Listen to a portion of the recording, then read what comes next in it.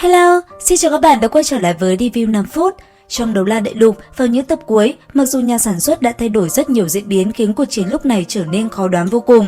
Thế nhưng có một điều không bao giờ thay đổi, đó là diễn biến chính trong nguyên tắc của tác giả. Bởi vậy, sau cuộc chiến đầu tiên đầy khó khăn, Thiên Đấu Đế Quốc vẫn giành thắng lợi trước Võ Hồn Đế Quốc. Không những vậy, 6 vị cung phụng của Võ Hồn Đế Quốc cũng bỏ mạng gần hết. Có thể nói, tổng kết lại sau cuộc chiến đầu tiên, Thiên Đấu Đế Quốc đã hoàn toàn đại thắng và thành công chiếm được thành Gia Lăng Quan. Và tất nhiên, Đường Tam cùng Thất Quái chính là người góp công lớn nhất vào chiến thắng này. Tuy vậy, không chỉ có họ, huynh đệ Đường Hạo, Đường Khiếu cùng Kiếm Đấu La, Cốt Đấu La và Độc Cô Bác cũng hoàn thành xuất sắc công việc của mình. Đặc biệt là Độc Cô Bác, ông đã khiến cho Gia Lăng Quan chìm trong độc tố và trở thành nỗi ám ảnh của toàn quân Võ Hồn Đế Quốc. Và cũng chính bởi vậy, sau khi kết thúc cuộc chiến đầu tiên, mọi người đã được ban thưởng rất lớn. Nhất là Hạo Thiên Tông, nhờ có lời thỉnh cầu của Đường Khiếu, Hoàng đế đã ngay lập tức ban cho họ một đặc ân riêng biệt. Và cũng đang trong lúc mọi người cùng bàn chiến sự thì ở bên ngoài, Đường Tam đã trở về. Ngay lập tức, anh ấy liền trở thành tâm điểm của sự chú ý. Lúc này đây, trước mặt các tướng sĩ, ngay cả Tuyết Băng cũng phải hành lễ. Còn Đường Hạo nhìn con trai, ông rất vui mừng và tự hào. Ôm con trai một cái ôm thật mạnh, tâm tình của Đường Hạo lúc này như lên tới đỉnh điểm. Còn Đường Tam, sau khi ôm chặt Đường Hạo, anh ấy cũng liền hướng về phía đại sư nói: "Lão sư, người cả đời cực khổ, lại không có con cái. Tuy rằng ngài không phải là cha ruột của ta, nhưng trong lòng ta, ngài sớm đã ngang bằng với phụ thân Đường Hạo rồi. Phụ thân, xin nhận một lạy này của Đường Tam." Nói xong, Đường Tam liền hướng về đại sư hành lễ. Chứng kiến Đường Tam như vậy, thêm vào đó lại được Đường Hạo đồng thuận, đại sư không khỏi xúc động ôm Đường Tam vào lòng. Nhất thời, những giọt nước mắt hạnh phúc trên gương mặt ông đã rơi.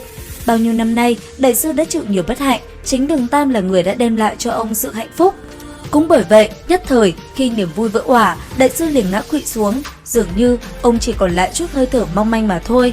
Thế nhưng, có Đường Tam ở đây, rất nhanh, anh ấy đã liền dùng thần lực của mình khống chế cơ thể đại sư và giúp ông bảo trì sinh mệnh.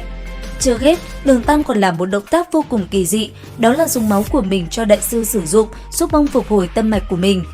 Và rốt cuộc, đại sư sau một đoạn thời gian ngắn đó cũng tỉnh táo trở lại. Theo đại sư cảm nhận, lúc này cơ thể mình đã dẻo dai hơn rất nhiều. Không những vậy, hồn lực trong cơ thể còn tăng ít nhất là 5 cấp. Có thể nói, đây là một điều vô cùng kinh khủng. Một giọt máu của thần có thể giúp một hồn sư tăng liền vài cấp hồn lực. Quả thực, thật khó để tưởng tượng ra nó mạnh mẽ tới nhường nào. Mặc dù vậy, chi tiết này chỉ là trong nguyên tắc mà thôi, đến khi lên phim, mình đoán nó sẽ được rút ngắn lại. Thế nhưng cho dù là như vậy, đây cũng là một số chi tiết khá thú vị đúng không các bạn? Và tất nhiên rồi, sau khi giúp đại sư chữa khỏi bệnh tình, cuộc chiến lại tiếp tục. Thế nhưng cuộc chiến thứ hai này, Đường Tam không chỉ đối đầu với một vị thần nữa, mà lúc này đối thủ của anh ấy chính là Song Thần. Bởi vì sau đoạn thời gian ngắn vừa rồi, Bỉ Bỉ Đông đã thành công truyền thừa La Sát Thần. Lúc này, bộ dáng bên ngoài của nàng cũng đã hoàn toàn thay đổi. Có thể nói, đây sẽ là một cuộc chiến vô cùng hấp dẫn. Mặc dù nhà sản xuất chỉ nhá hàng bởi một đoạn video ngắn thôi, thế nhưng nhiêu đó cũng đủ làm cho chúng ta hồi hộp rồi đúng không nào? Mặc dù vậy, có thể các bạn cũng biết rồi, kết cục của trận đấu này lại khá là bi thảm. Trong trận chiến đó, chúng ta chẳng những phải chứng kiến Đường Tam bỏ mạng, mà ngay cả Kiếm Đấu La cùng Cốt Đấu La, hai người họ cũng qua đời.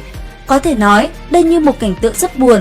Lúc này, Tiểu Vũ như không còn sức sống, gương mặt của nàng đã trở nên vô hồn. Còn Đường Hạo cùng đại sư và những người khác, họ cũng như ngã gục trước sự ra đi của Đường Tam, tất cả đều rơi vào trầm lặng. Thế nhưng, cũng thật may cho họ, Áo Tư Tạp và Triệu Vinh Vinh đã được hai vị thần là Cửu Thải Thần Nữ và Thực Thần chọn làm người kế vị. Và ở thần giới, hai vị thần này có một loại dung hợp kỹ có thể phục sinh một vị thần. Bởi vậy, nhờ có Áo Tư Tạp và Triệu Vinh Vinh kêu gọi hai vị thần, Đường Tam đã được cứu sống, khiến cuộc chiến tại Gia Lăng Quan vẫn được tiếp tục. Theo mình dự đoán, như diễn biến này sẽ xuất hiện phần nhiều trong tập 262 và sang tập 263 sẽ là cuộc chiến cuối cùng nơi hai vị thần chiến với hai vị thần. Đây sẽ là cuộc chiến hấp dẫn nhất kết thúc phần 1 của Đấu La Đại Lục. Các bạn có chờ đợi không? Comment ý kiến dưới phần bình luận nha. Video đến đây là hết rồi. Xin chào và hẹn gặp lại!